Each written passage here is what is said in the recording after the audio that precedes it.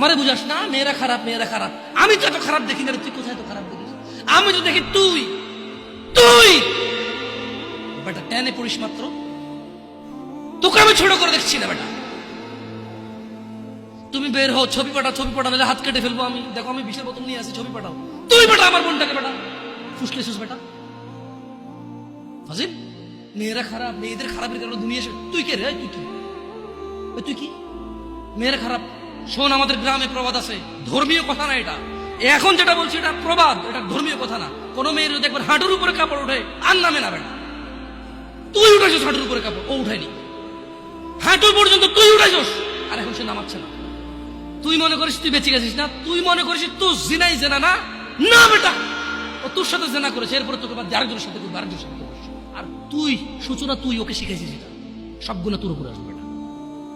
তুই নিজের ছোট পাপিষ্ট মনে করিস না? তুই মনে করিস কি হয়েছে, আমি তো একটা চুমাই নিছি। আমি তোকে বলছি ছবি তুলে পাঠাও, টয়লেটে যাও, ব্লাউজ খুলে ছবি তুলে পাঠাও, জামা খুলে ছবি বেটা ফাজিল। আল্লাহ তোকে হৃদায়ত দিকে। আমিন। ভয় পা, ভয় পা, আল্লাহকে ভয় পা ছোট ভাই আমার। সবাই বুড়া হয়ে মরে না, বহু মানুষ যৌবন্ত অবস্থায় মরে যায়। ছোট ভাই আমার, তোর ঘরেও বোন আছে, ভয় পা, আল্লাহকে ভয় পা। তুই এত বড় অপরাধ লিপ্ত হইস না। তুই মেয়েদের হাঁটু পর্যন্ত কাপড় তুলিস না, খবরদার, খবরদার, তুই এটা করিস না। মানুষ তো বেশি নাই, তারপর আলহামদুলিল্লাহ সবাইকে কবুল করুন, যেহেতু ঘরোয়া পরিবেশে। বলেন তো কোনো মেয়ে, আপনার বয়স তখন 16 বছর ছিল আর কি।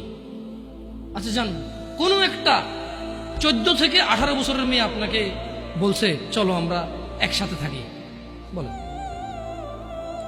1 লাখ একটা পাবি না, 1 লাখ। আমি বলে দিচ্ছি, চ্যালেঞ্জ হলে আসিও, তুমি প্রমাণ করে দিয়ে যাও। মেয়ে কি বলে?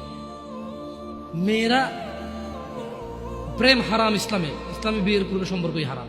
কিন্তু এর মধ্যেও কোনো মেয়ে ছেলেকে বলে না কিস করো, আমাকে একটা তোমার লুঙ্গি খুলে ছবি পাঠাও, বলে না। প্রত্যেকটা ছেলে বলে, প্রত্যেকটা ছেলে বলে, এভরি সিঙ্গেল ছেলে বলে।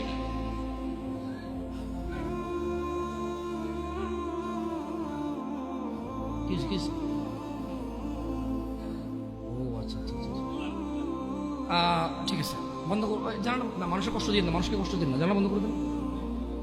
আপনার সাউন্ডটা আরো একটু করিয়েন, কেমন? মানুষজন যাতে কষ্ট না পায়, কেমন? কারণ সবাই বাধ্য না, সবাই বাধ্য না তো। না না ঠিক আছে, না না, জানালাগুলো বন্ধ করে দেন, মানুষ যাতে কষ্ট না পায়, কারণ সবাই তো বাধ্য না।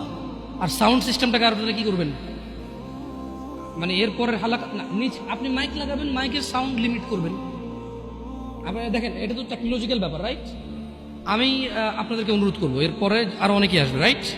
প্রতি মাসেই হয়তো আসে।